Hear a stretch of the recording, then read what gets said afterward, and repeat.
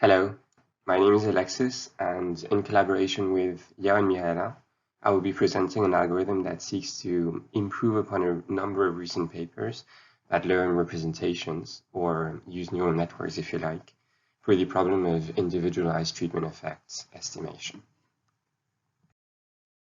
Our formalism for treatment effect estimation is fairly standard, and I'm sure you've seen it before in many previous presentations. But essentially, the problem is to predict the effect of treatments, in our case binary. We'll have two groups, say one on the drug and one control.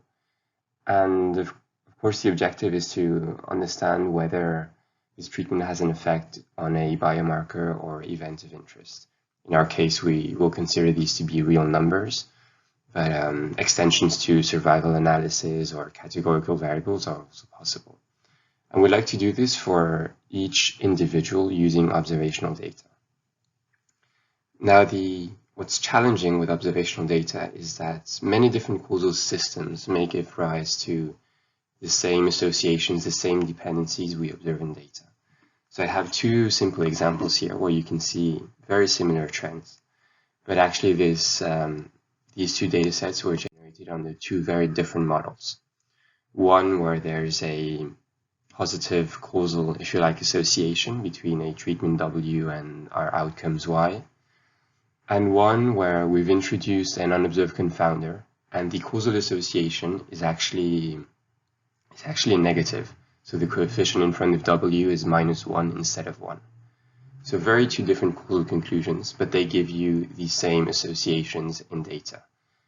So what this means is that to do causal inference, you'll have to make assumptions on the underlying structure of your data. And so I'll go over very quickly the different assumptions we're making in this paper, but they're standard and you've seen them before. So our approach to causal inference will be to assume that each individual has two potential outcomes, one under the treatment and one without the treatment.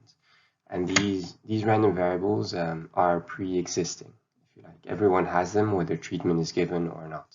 And causal inference in this framework is really a contrast between potential outcomes. So the difference between the potential outcomes under the treatment and the potential outcomes without the treatment. And of course, the problem is that you only observe one of them in practice. You only get to give the treatment once and you don't see both. An important assumption to identify this difference will be to assume ignorability. So for each level of patient covariates, the distribution of potential outcomes these random variables are independent of the treatment that is actually given. So this precludes, for instance, the presence of unobserved confounders, which gave us the spurious behavior that we saw in the previous slide. A second important assumption is positivity, which tells you that for each individual there is some probability of seeing the treatment, whatever their covariates. This is not always plausible, but it is important to be able to faithfully estimate the outcome under the treatment and without the treatment. With increasing data, we should be seeing for each level of covariates patients with the treatment and patients without the treatment. Representation learning algorithms for this problem of treatment effect estimation typically design loss functions and define differentiable models to learn the relationship between a patient covariate and its treatment effects. So you'd like to optimize for the error in treatment effect estimation, which involves, however, both the factual data, the outcomes you do observe, and the counterfactual data, which are the outcomes you do not observe. So one very highly cited paper, and which a lot of people have built upon, instead of minimizing for the data you don't observe, you upper bound this with the difference between the factual and the counterfactual data, which in their paper is expressed as an integral probability metric. So this is a distributional distance between the representations you learn in the treated group and the representations you learn in the control group. So instead of directly minimizing the loss in treatment effect estimation, you can minimize this upper bound, and hopefully will give you a good approximation of the error in treatment effects, and solutions to this problem will perform well in practice.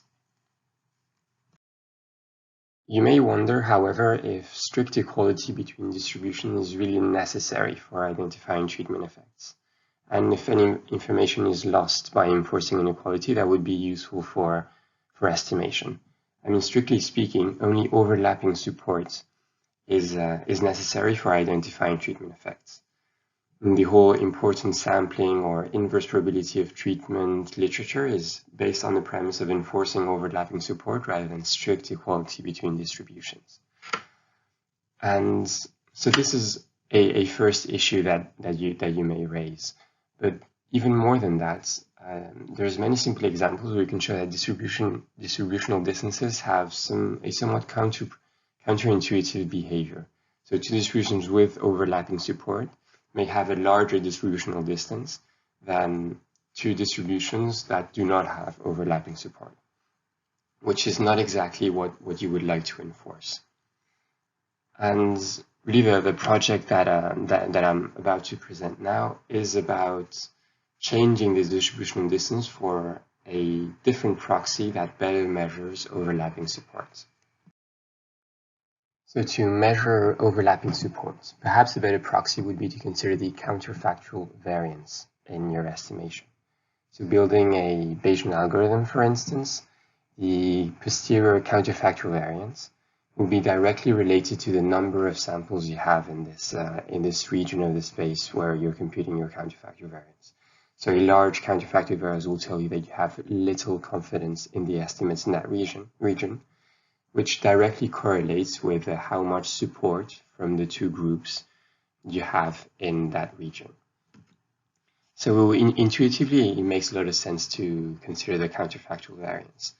But in addition, we can actually show an alternative upper bound to the treatment effect estimation error that explicitly includes the counterfactual variance as one of its terms. So very similar to what has been shown with distributional distance, we can have a parallel bound that considers the counterfactual variance. Directly relating the two bounds is difficult, but it does tell you that counterfactual variance is potentially an important ingredient for good performance in treatment effect estimation problems. So very simply, what we might do then is, in practice, design a loss function that includes this term as regularization. To estimate the counterfactual variance, we work in a Bayesian framework, defining a Bayesian kernel regression as our model, which is acting on representations themselves defined by neural networks. This means that likelihoods, predictive distributions are all well defined, and we use the likelihood and this estimated posterior counterfactual variance as an optimization objective, which includes also additional regularization terms that constrain the complexity of the representation we're learning, but are not that important to get the idea of our method. Now, once we develop a treatment effects algorithm, validating it on real data is typically difficult because you never observe treatment effects. You only observe one of the outcomes and never the second one, such that you can compute the treatment effects. So in machine learning and also beyond, there are now a number of well-designed and standard benchmarks for these problems that are semi-synthetic. So real covariates are used from a specific problem, say patients in a hospital, and outcome functions are then designed to test different properties. So in these semi-synthetic datasets, our algorithm performs markedly better than alternatives. So I will not go through every individual line in this table that we have in our paper to validate the performance of our algorithm, but many are probably familiar to you, such as ordinary least squares or nearest neighbors based approaches or random forest type models.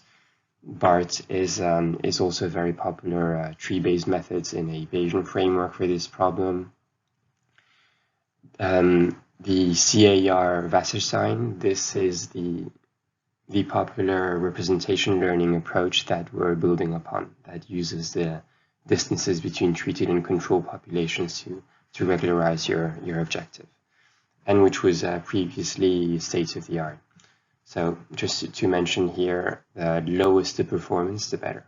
And our algorithm, deep kernel learning for individualized treatment effect estimation, does markedly better, statistically significant for each one of these problems, which is encouraging and gives you some hope that better objectives can be constructed, and that carefully thinking about the strictly necessary and perhaps sufficient assumptions for identifying treatment effects is important, and there is still a lot of improvements to be done in that direction, we believe.